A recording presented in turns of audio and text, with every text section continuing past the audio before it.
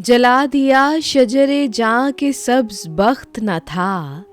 गज़ल परवीन शाकिर, आवाज़ सातिया रफ़ीक, पेशकश दानिस्सरा।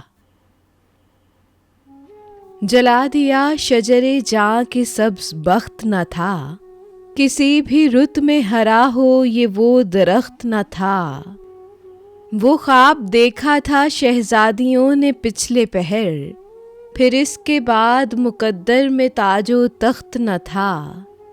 ज़रा से जबर से मैं भी तो टूट सकती थी, मेरी तरह से तबीयत का वो भी सख्त न था। मेरे लिए तो वो खंजर भी फूल बन के उठा, ज़ुबान सख्त थी लहजा कभी करख्त न था। अंधेरी रातों के तन्हा मुसाफिरों के लिए दिया जलाता हुआ कोई साजो रख्त न था। गए वो दिन के मुझी तक था मेरा दुख महदूद, खबर के जैसा ये अफसाना लख्त लख्त न था। जला दिया शजरे जां के सब्ज बख्त न था, किसी भी रुत में हरा हो ये वो दरख्त न था।